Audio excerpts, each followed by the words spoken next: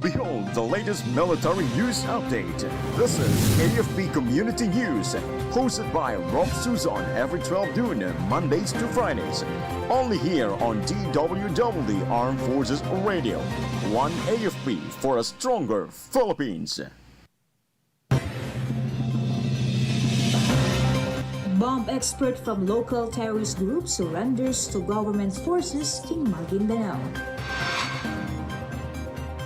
Palawan eyes socialized housing for former rebels in 2026 investment plan. COMMUNITY to publish candidate sources.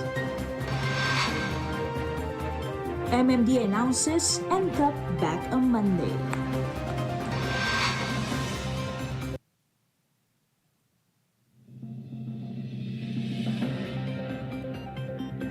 Hello to everyone as well to our troops at Camp Manila Ginaldo in Quezon City. Today is Friday, May 23, and we will bring you the latest news from the armed forces and other information around the Philippines. I am Rofh Suzon-Abay for AFP Community News.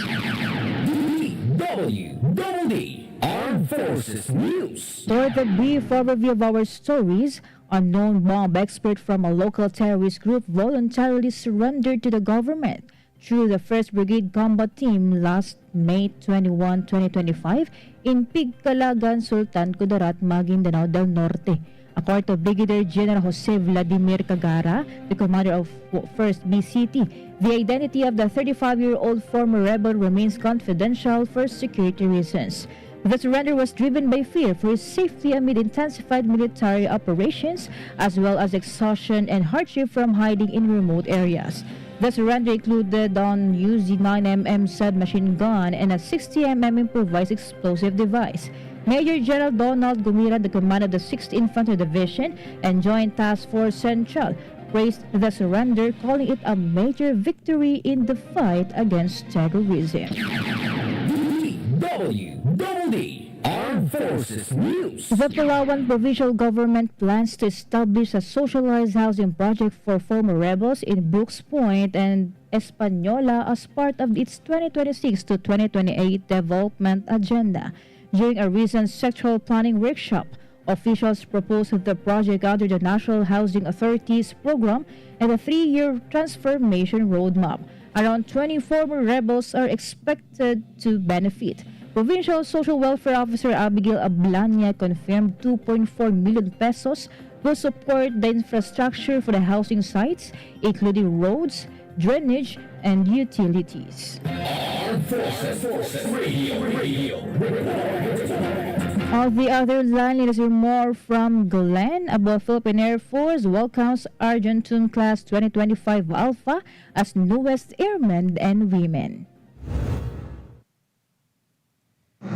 Yes, Rofh, the Philippine Air Force officially welcomed the graduates of basic military training Argentine Class 2025 Alpha during a ceremony at Fernando Air Base, Lipas City. Major General Jesus Nelson B. Morales, commander of the Air Education and Training Command, led the event and awarded top-performing trainees, with female graduates securing most of the honors. And the ceremony marked the completion of 4 months of extensive training that focus on discipline, resilience, and core military values. Major General Morales praised the graduates' dedication and urged them to uphold honor and integrity in service to the nation. This is Glenn Ligulchan reporting for AFP Community News, one AFP for a stronger Philippines. Thank you, Glenn.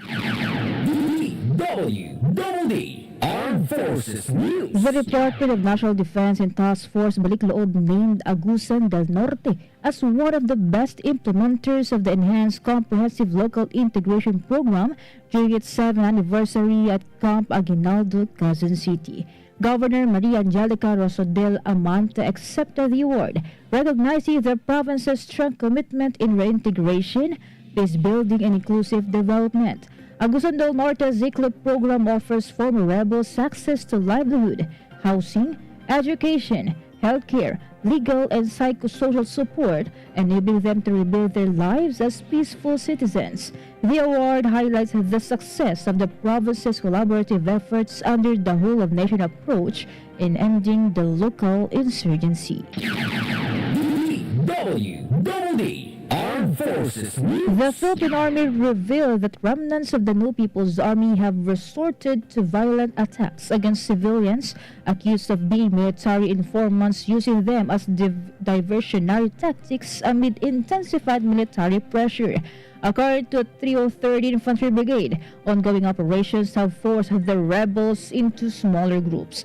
The dismantled Roselyn Jean Pel Command admitted responsibility for recent civilian killings in Toboso, Ibi, Magalona, and Victoria City.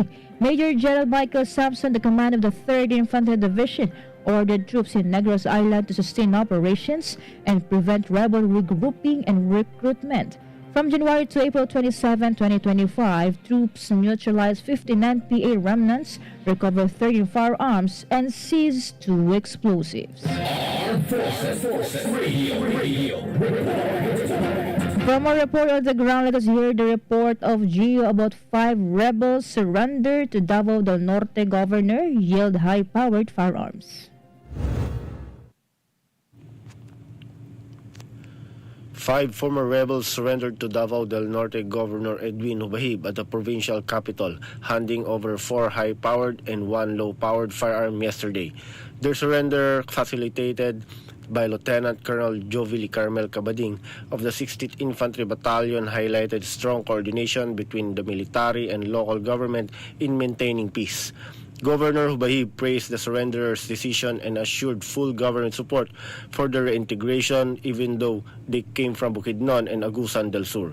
The surrender dealt a blow in remaining insurgent elements in Region 11. This is Gio reporting for AFP Community News, one AFP for stronger Philippines. Thank you, Gio.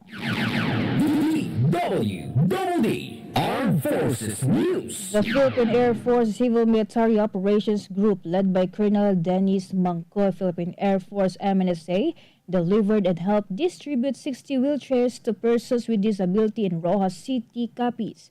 The effort was part of the RCMFZ Walk for Life project, conducted in partnership with Rotary International Districts 3830 and 3850, the Church of Jesus Christ of Latter-day Saints in Southern Philippines Medical Center. The mission aimed to enhance mobility and dignity for PWDs, showcasing the Air Force's commitment to humanitarian service and community engagement. DWDD National News. For our national news, members of the House of Representatives welcomed the decision of President Fer Marcos Jr. to reorganize his cabinet. House Minority Leader and 4-piece party list Representative Marcelino Libanan said this decisive action reflects the President's resolve to uphold the highest standards of public service by placing the right individuals in key positions. Meanwhile, Surigao del Norte Representative Robert A. Barber said the courtesy resignations will allow PBBM to have a free hand to replace top government officials who did not expect to perform as expected. Barbers added that the President should appoint people who will not think twice in condemning Chinese aggression in the West Philippine Sea and defend him on other national issues thrown against him and his administration. Armed Forces Radio. From NOLCOM, let's hear some information from Joanne about NLNC BAG's Naval Operating Force of the Year Award during Philippine Navy 127th anniversary. The Northern Luzon Naval Command, under the leadership of Commodore Edward Ike M. the 2nd Philippine Navy, awarded as the Naval Operating Force of the Year, given during the celebration of the 127th anniversary of the Philippine Navy on May 21, 2025. The award is a testament of the strong leadership, unwavering commitment, outstanding service, and contribution of the Navy in the North to the nation. Vice Admiral Jose Maria Ambrosio Q. Espeleta, Philippine Navy, Flag Officer in Command, Philippine Navy, led the awarding ceremony and expressed gratitude to all personnel, uniform and civilian, whose dedication continues to propel the Navy forward as a modern, multi-capable, and resilient maritime defense force. This is Joanne Sagauk reporting for AFP Community News, one AFP for stronger Philippines. Thank you, Joanne from NOLCOM. DWDD National News. Minority Leader Aquilino Pimentel III urged President Ferdinand Marcos Jr. to recruit people in his cabinet with no political ambitions. Pimentel explained that these non-political personalities will be more objective and scientific in their work. The senator said Marcos needs people who can focus on the success of his administration by being more efficient and effective in helping the Filipino people and not focus on their own political ambitions. Yesterday, the president ordered all his cabinet secretaries to submit a courtesy resignation to realign the government. DWDD National News. For other national news, home loans worth 30.22 billion pesos have been released from the first quarter of the year. This is an 8% increase over the same period in 2024. The Giving Fund Chief Executive Officer Marilyn Acosta said the increase was more than 2 billion higher than last year's 28.09 billion pesos. For his part, Human Settlement and Urban Development Secretary Jose Rizalino Acuzar said the agency's strong performance from January to March alone reinforces their continued commitment in providing affordable housing opportunities for Filipino families. Armed Forces Radio.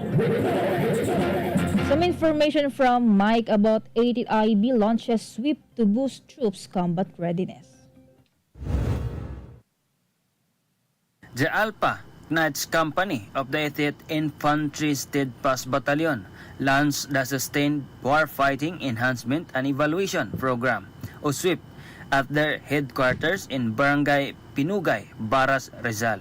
The program aims to strengthen a soldiers' warfighting capabilities, ensure operational readiness, and promotes professionalism within the unit. It also serves as a regular evaluation of tactical and operational performance.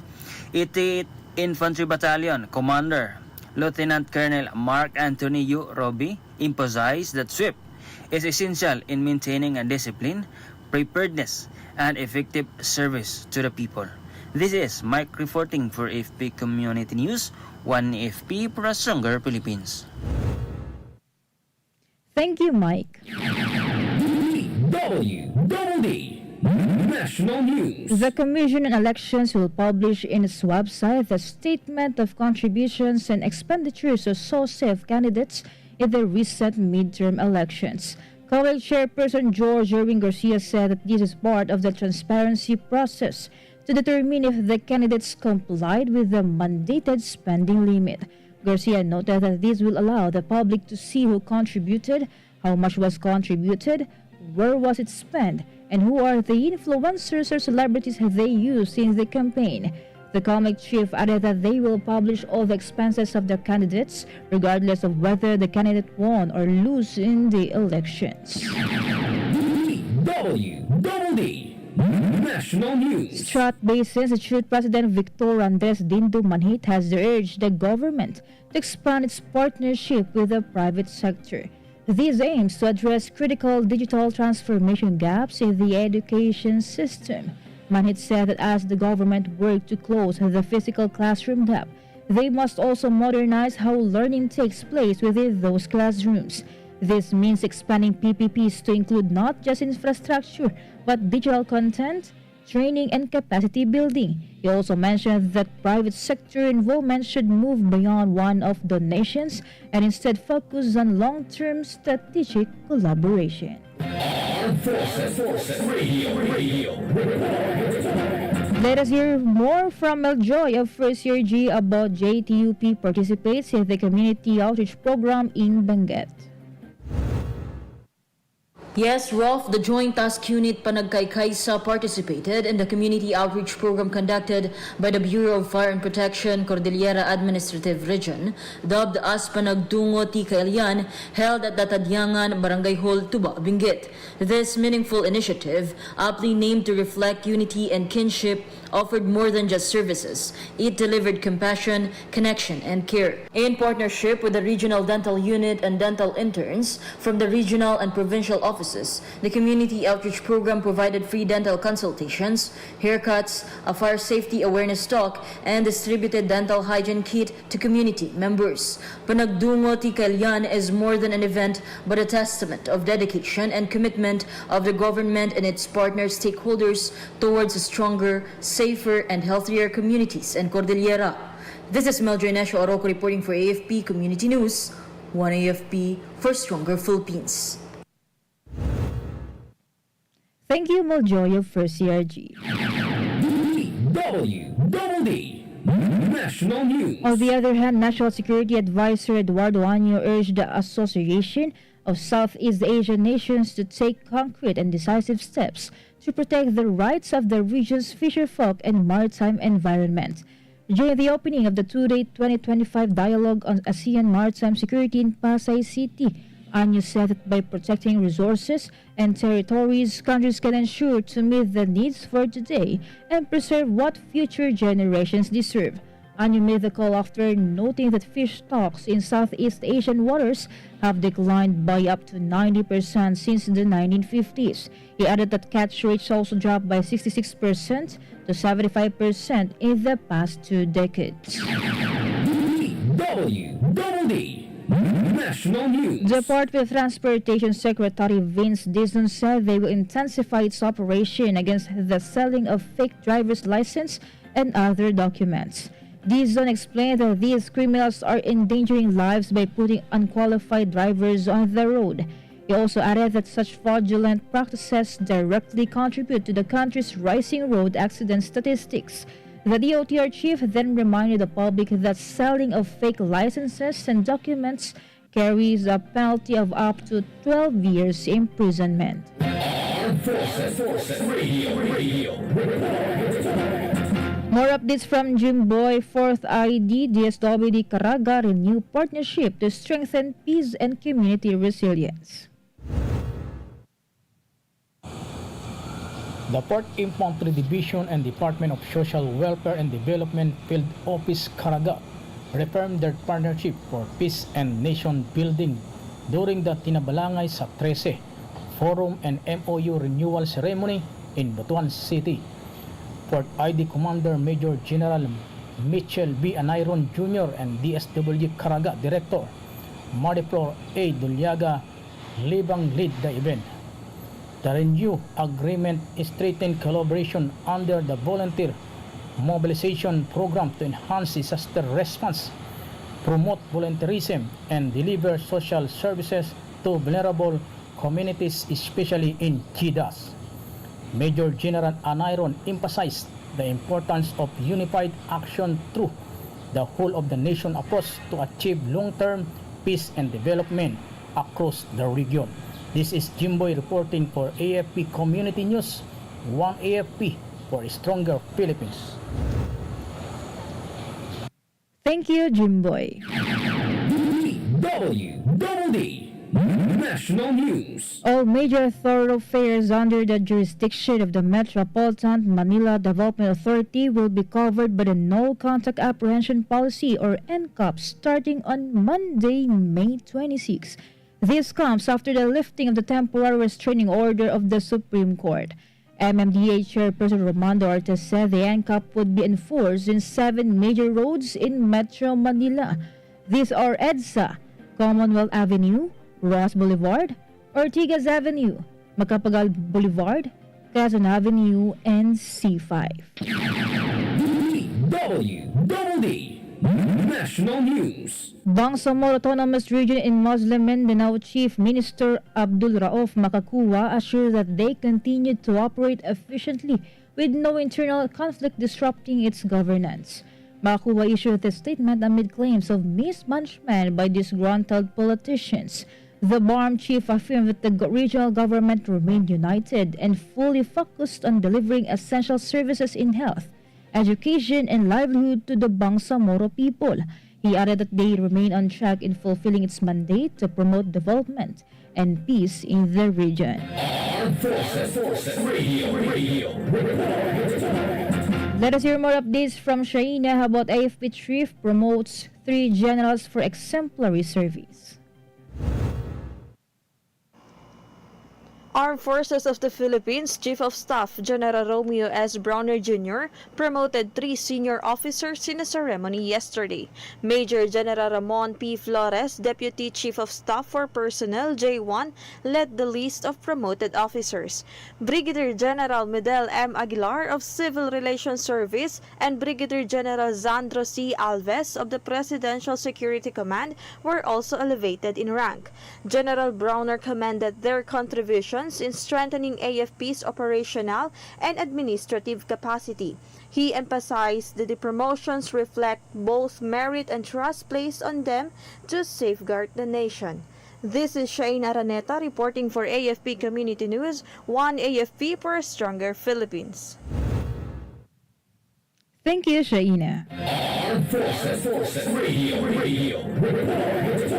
Now from Palawan, another update from June's regarding the medical mission brings vital health services to remote barangay in Balabac. In a significant step toward improving healthcare access in remote communities, a collaborative medical mission was successfully launched on May 21, 2025 in Barangay Mangsi, Balabac, Palawan. The activity will run until May 24, 2025. The initiative is led by volunteers from Team Remote Area Medical or RAM in close coordination with the Western Command of the Armed Forces of the Philippines, the 6th Civil Relations Group Civil Relations Service, Marine Battalion Landing Team 7, Civil Military Operations Unit West, the Provincial Disaster Risk Reduction and Management Office Balabac, the Rural Health Unit Balabac, and the Philippine Coast Guard Palawan. The joint effort brought a range of essential medical services directly to residents of Barangay Mangsi, a geographically isolated and disadvantaged area known for its limited access to basic health care. Services included medical consultation, dental checkups, minor surgical procedures, health education, and the distribution of free medicines. The first day of the mission was marked by high turnout from residents who welcomed the services with appreciation. The medical mission will continue in the coming days, aiming to reach more residents and address ongoing health concerns in the area. And that's the latest update. This is Private Pelayo reporting for AFP Community News, one AFP for stronger Philippines. Thank you, Junes from Palawan. DWDD National News. 2 years after a fire hit the Philippine Postal Corporation said rehabilitation of the Manila Central Post Office was underway. It added that the release of terms of reference for the detailed architectural and engineering design this month signaled the start of the restoration phase. The terms of reference would ensure compliance with modern safety, accessibility, and environmental standards, but it will also preserve the historic and cultural value of the MCPO. DWDD Armed Forces News. And that's all for today's broadcast, and thank you so much for joining us, especially to our audience in our Facebook page, AFP Radio DWDD. Don't forget to tune in next week for more updates, same time and same station. Once again, this is Rofh Suzon-Abay for AFP Community News, one AFP for a stronger Philippines. Behold the latest military news update. This is AFP Community News, hosted by Rofh Suzon every 12 noon, Mondays to Fridays. Only here on DWDD Armed Forces Radio. One AFP for a stronger Philippines. Ito ang DWDD 1134 kHz AM. Balita, impormasyon at musika. Ito ang DWDD AFP Radio. Boses ng Kawal Pilipino. Kayo ay nakatutok sa DWDD AFP Radio. Kami po ay kasapi ng KBP, Kapisanan ng mga Broadcaster ng Pilipinas.